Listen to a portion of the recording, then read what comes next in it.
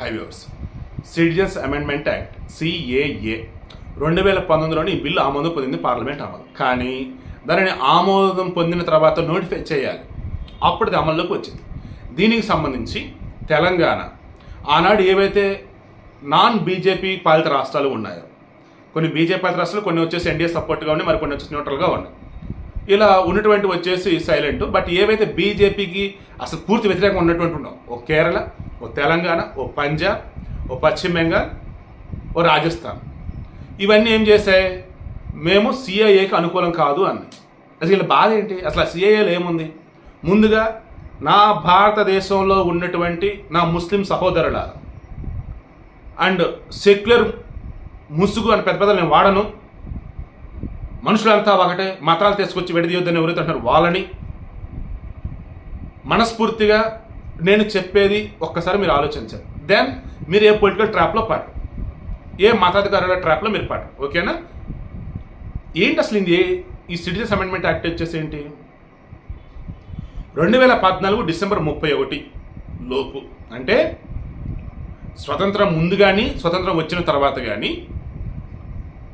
ఎవరైతే ఈ భారతదేశంలోకి వచ్చున్నారో, ఎవరు అందులో కూడా హిందువులు, క్రైస్తవులు, సిక్కులు, జైనులు, బుద్ధులు, పార్సీలు, ఈ 6 మతాల వాళ్ళు భారతదేశంలో 2014 డిసెంబర్ 31 లోపు కనుక ఉన్నట్టయితే ఇక్కడ వారికి పౌరసత్వం అనేది ఇవ్వటం అనేది ఈ యొక్క బిల్ యొక్క మెయిన్ ఉద్దేశం. ముస్లింలను మీరు ఎందుకు యాడ్ చేయలేదు, ఇది అన్యాయం అన్యాయం హడావుడు ఎవరైతే చేశారో, ఇక్కడ వాళ్ళు మెయిన్ చెప్పింది ఏంటి? పాకిస్తాన్, ఆఫ్ఘనిస్తాన్, బంగ్లాదేశ్, ఈ 3 దేశాలు. ఆఫ్ఘనిస్తాన్లో ఉన్నటువంటి వాళ్ళు మొత్తం ఎవరండి? తాలిబాన్లు, అంటే అంతా కాదు అనేది అక్కడ ఉన్నటువంటి మెయిన్ అన్నట్టు. అంటే టెర్రరిస్టులకు సంబంధించి అది అడ్డాగా ఉంది. అక్కడి నుంచి వచ్చే ముస్లింలని మనం ఎలా దట్టు వాళ్ళు అసలు ఏంటి, భారతదేశం మాకొద్దు, మా దేశం సెపరేట్ అని వెళ్ళిన వాళ్ళు, అవునా? అది పాకిస్తాన్ సేమ్ రైట్. అసలు పాకిస్తాన్ విడిపోయిందే, ముస్లిం జనాభా అంతా పాకిస్తాన్లో ఉండాలి, మాకంటే ఒక దేశం కావాలని కదా ఆడకు వెళ్ళింది మరి ముస్లింలు. మరి వాళ్ళనెట్టా మరలా మన దేశంలోకి పౌరసత్వం? అండ్ టెర్రరిస్టులు ఎక్కడున్నారు రేంద్ర బండి మొత్తం పాకిస్తాన్ వాళ్ళేనే. అలాంటప్పుడు ఎట్లా? స్లీపర్ సెల్స్ తయారు చేస్తుంది వాళ్ళే. అట్లాంటప్పుడు ఎట్లా? కమింగ్ టు బంగ్లాదేశ్, ఈ బంగ్లాదేశ్ కూడా సెపరేట్ ముస్లిం కంట్రీ అని చెప్పేసి విడిపోయిందేనా? దీన్ని అప్పుడు ఈస్ట్ పాకిస్తాన్ అనే వల్ల కాదా? దానికి ఈరోజు స్వతంత్రం వచ్చి స్వతంత్ర దేశంగా ఉందంటే కారణం ఎవరు? మనమా కాదా? సో వాళ్ళ దేశంలో వాళ్ళు ఉంటున్నారు, మళ్ళీ మన దేశంలోకి రావటం ఏంటి? అది కూడా మీరు అనొచ్చు, మరి మిగతా వాళ్ళు ఎలాగన్నప్పుడు బంగ్లాదేశ్ ముస్లిం దేశం, ఇతరులకు వచ్చేసి ఇబ్బందికరంగా ఉంది. సో వాళ్ళు ఈ దేశంలోకి వస్తున్నారు, భారతదేశంలోకి, అఖండ భారతదేశంలో ఒకనాడు భాగం కాబట్టి అయ్యా మమ్మల్ని ఆదుకోండి అని వస్తున్నారు. పాకిస్తాన్లో ఉన్నటువంటి ఇప్పుడు నేను చెప్పిన 6 మతాల వాళ్ళు అక్కడ వేధింపులు తట్టుకోలేక మన భారతదేశంలోకి వస్తున్నారు శరణార్థులుగా.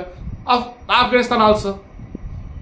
ఒకప్పుడు అక్కడ ఉన్నటువంటి హిందూ జనాభా ఎంత, సిక్కులు కానీ, పార్సీలు కానీ, జైనులు కానీ, బౌద్ధులు కానీ, క్రైస్తవులు కానీ, వాళ్ళ జనాభా ఎంత, ఈరోజు ఎంత? బాధితులుగా ఉన్నటువంటి వాళ్ళని మనం ఇక్కడ వచ్చేసి ఆసరా కల్పించి హక్కును చేర్చుకొని పౌరసత్వం ఇస్తూ ఉన్నాం. వీళ్ళకి కదా ఇవ్వాలి. బాంబులు వేసే వాళ్ళకో లేదన్నప్పుడు మత ప్రాతిపదికన హింస పాల్పడే వారికో వాళ్ళకమన్నా పౌరసత్వం ఇవ్వాల్సింది. అండ్ మరొక దేశాలు ఉన్నాయి ఆల్రెడీ. ఏదైతే కోరుకుని ఆయా దేశాల్లో ఉన్నారో ఆయా దేశాల్లో ఉన్నారు వాళ్ళు, మళ్ళీ రావాల్సిన అవసరం లేదు. చిన్న లాజిక్ అంతే. మిగతా దేశాలలో డెవలప్డ్ నేషన్స్ ఏవైతే ఉన్నాయో అక్కడ కూడా వలస వచ్చే వాళ్ళు వస్తూ ఉంటారు.